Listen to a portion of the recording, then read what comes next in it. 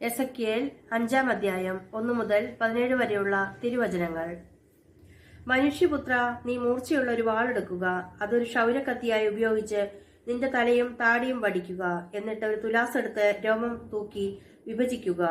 ഉപരോധത്തിന്റെ ദിവസങ്ങൾ പൂർത്തിയാകുമ്പോൾ നീ അതിന്റെ 1/3 ഭാഗമെടുത്ത് പട്ടണത്തിന്റെ നടുവിൽ വെച്ച് തീയിൽ ദഹിപ്പിക്കുക.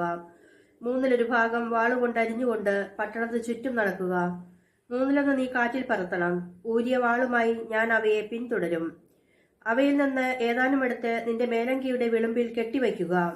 അവയിൽ നിന്ന് വീണ്ടും കുറച്ചെടുത്ത് തീയിലിട്ട് ദഹിപ്പിക്കുക. അവിടെ നിന്ന് ഒരു അഗ്നി പുറപ്പെട്ട് ഇസ്രായേലിലെ എല്ലാ ഭവനങ്ങളിലേക്കും വ്യാപിപ്പിക്കും. ദൈവമായ കർത്താവ് അരുളി ചെയ്യുന്നു, ഇതാണ് ജെറുസലേം. ജനതകളുടെയും രാജ്യങ്ങളുടെയും മധ്യേ അവളെ ഞാൻ സ്ഥാപിച്ചു. എന്നാൽ ജനതകളുടേതിനേക്കാൾ ദുഷ്ടതയോടെ അവൾ എന്റെ കൽപ്പനകൾ ലംഘിച്ചു. ചുറ്റുമുള്ള രാജ്യങ്ങളെക്കാൾ കൂടുതലായി അവൾ എന്റെ പ്രമാണങ്ങളെ ധിക്കരിച്ചു.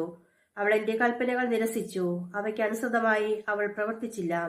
ആകയാൽ ദൈവമായ കർത്താവ് അരുളി ചെയ്യുന്നു, നിങ്ങൾ ചുറ്റുമുള്ള ജനതകളെക്കാൾ ധിക്കാരികളാണ്. നിങ്ങൾ എന്റെ പ്രമാണങ്ങൾ അനുസരിച്ച് നടക്കുകയോ കൽപ്പനകൾ കാക്കുകയോ ചെയ്തില്ല.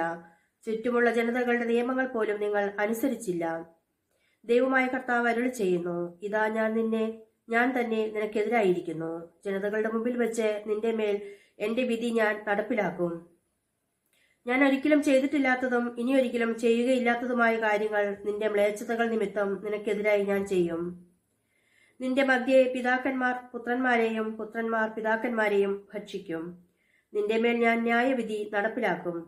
നിന്നിൽ അവശേഷിക്കുന്നവരെ ഞാൻ നാനാദിക്കുകളിലേക്ക് ചിതറിക്കും.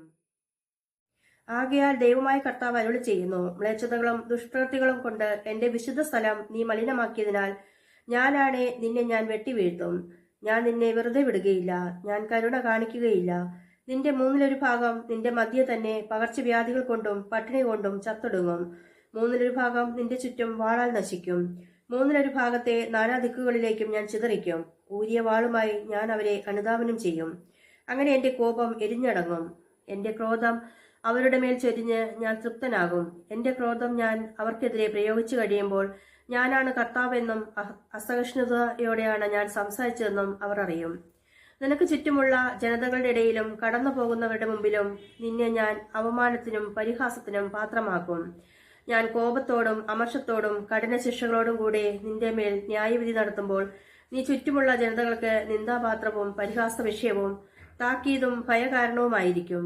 കർത്താവായി ഞാൻ പറഞ്ഞിരിക്കുന്നു, ക്ഷാമമാകുന്ന മാരകാസ്ത്രങ്ങൾ, നശിപ്പിക്കുന്ന അസ്ത്രങ്ങൾ നിനക്കെതിരെ ഞാൻ അയക്കും. ഞാൻ നിന്റെ ഇടയിൽ ക്ഷാമം വർദ്ധിപ്പിക്കും. നിന്റെ അപ്പത്തിന്റെ അളവ് ഞാൻ കുറയ്ക്കും. ക്ഷാമത്തെയും ഹിംസ്ര ജന്തുക്കളെയും ഞാൻ നിനക്കെതിരെ അയക്കും.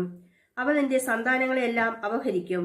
പകർച്ചവ്യാധിയും രക്തച്ചൊരിച്ചിലും നിന്നിലൂടെ കടന്നുപോകും. ഞാൻ നിന്റെ മേൽ വാൾ അയക്കും. കർത്താവായ ഞാൻ പറഞ്ഞിരിക്കുന്നു. ദൈവവചനമാണ് നാം ശ്രവിച്ചത്. നമുക്ക് ദൈവത്തെ സ്തുതിക്കാം.